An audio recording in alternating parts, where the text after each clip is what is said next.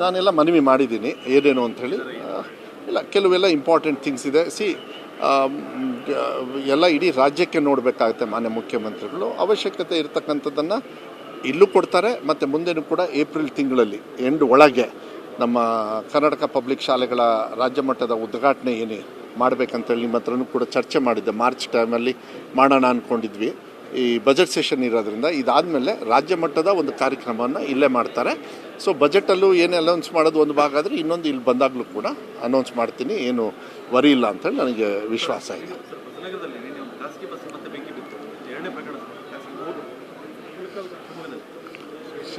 ಇದಕ್ಕೆಲ್ಲ ಆಗಬಾರ್ದು ಅಂತೀನಿ.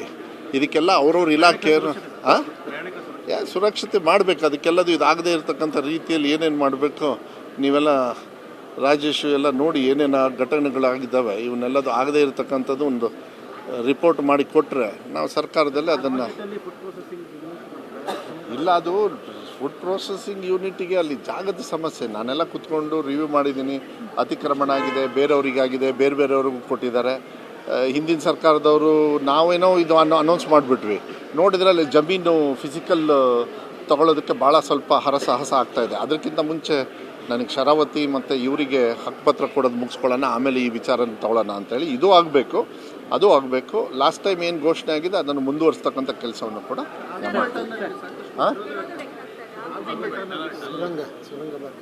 ನೋಡೋಣ. ಅದನ್ನೆಲ್ಲದೂ ಕೂಡ ವಿಚಾರ ಮಾಡ್ತಾರೆ ರಾಜ್ಯ ಮಟ್ಟದಲ್ಲಿ.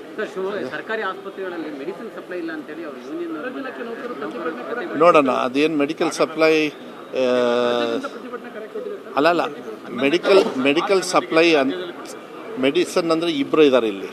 ಕೇಂದ್ರ ಸರ್ಕಾರದವರು ನಾವು ಕೊಟ್ಟಿದ್ದೀವಿ ಇದು ಮಾಡಿಬಿಡ್ತಾರೆ ಅಂತ ಆ ಸಮಸ್ಯೆನ, ಇಲ್ಲ ರಾಜ್ಯ ಸರ್ಕಾರದ ಒಂದು ನಿಮಿಷ ಅವ್ರ ಪಾಲೂ ಇರ್ತದೆ.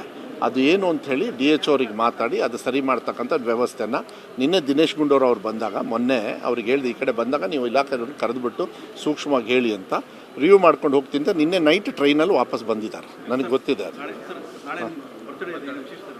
ಏನಿಲ್ಲ ವಿಶೇಷ. ನಿಮ್ಮ ಹುಟ್ಟಿದ ಹಬ್ಬ ಎಷ್ಟು ಚೆನ್ನಾಗಿ ಆಚರಣೆ ಮಾಡ್ತೀರಿ ಅದೇ ರೀತಿ ನಾನು ಕೂಡ ಪುಣ್ಯ ಮಾಡಿದ್ದೀನಿ. ಈ ಭೂಲೋಕದಲ್ಲಿ ನಿಮ್ಮಂಥವ್ರನ್ನ ಸಹಕಾರದಿಂದ ಜೀವನ ಮಾಡೋಣ ಅಂತ ನನಗೂ ಆಸೆ ಇದೆ.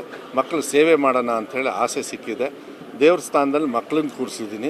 ಇವತ್ತು ನಮ್ಮೆಲ್ಲ ಪೌರ ಕಾರ್ಮಿಕರು ಫ್ಲೈಟಲ್ಲಿ ಹೋಗ್ತಾ ಇದ್ದಾರೆ. ಯಾಕಂದರೆ ಅವರೆಲ್ಲ ನೋಡಿ ಸ್ವಚ್ಛತೆಯನ್ನು ನಮ್ಗೆ ಕಾಪಾಡ್ತಾರೆ.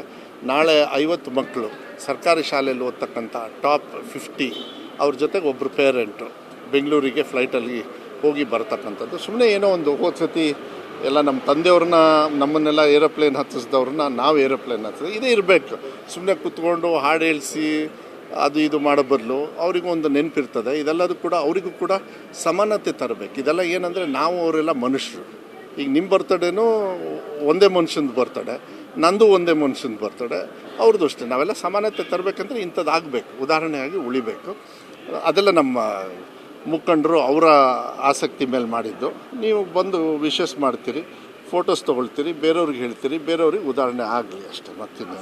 ಇನ್ನೇನಾದ್ರು ನಾವು ಕಲಿಯೋದಿದ್ರೆ ಹೇಳೋಣ. RTO ಕಚೇರಿ ಅಧಿಕಾರಿಗಳು ಅವರು ತಪಾಸಣೆ ಮಾಡ್ತಾ ಇದ್ರೆ ಇಂಥ ಅವಘಡಗಳು ಆಗಲ್ಲ ಸರ್. RTO ಅಧಿಕಾರಿಗಳು ತಾವು ಸೂಚನೆ ಅಥವಾ ಒಂದು ಆದೇಶ ನೀವು ಹೇಳೋದು ಬೆಂಕಿ ಅದ. ಈಗ ರಿಪೋರ್ಟ್ ರೆಡಿ ಆಯಿತು ನಿಮ್ಮ ಹತ್ರ ರಾಜೇಶ್ ಅವರೇ, ಭಾಳ ಸಂತೋಷ. ಇದನ್ನ ಈಗಲೇ ಮಾತಾಡ್ತೀನಿ.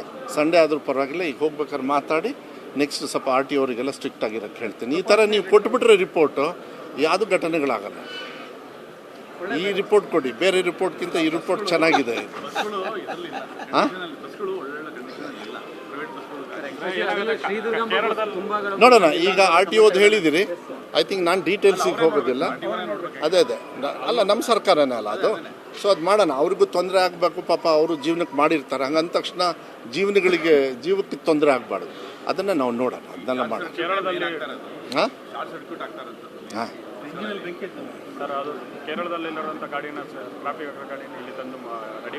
ನಂಗೆ ಗೊತ್ತಿಲ್ಲಪ್ಪ ಅದೆಲ್ಲ. ಇಷ್ಟೊಂದು ಕೇಳ್ಬಿಟ್ರೆ ನಾಳೆ ಹುಟ್ಟಿದಬ್ಬ ಹಿಡ್ಕೊಂಡು ಇನ್ನೂ ಹುಡ್ತಾ ಇದ್ದೀನಿ, ನೀವು ಇಷ್ಟೊಂದು ಪ್ರಶ್ನೆ ಕೇಳಿ. ನನ್ನ ಇಲಾಖೆ, ನಮ್ಮ ಜಿಲ್ಲೆ, ನಮ್ಮ ಸಮಸ್ಯೆ ಕೇಳಿ ನೀವೆಲ್ಲ. ನಾಳೆ ಹೊರಗಡೆ ಹೌದೌದು, ಎಷ್ಟು ವರ್ಷ ಅಂತ ಕೇಳಂಗಿಲ್ಲ. ಹಾಂ ಹೆಂಗರ್ದೆ ನೀವು.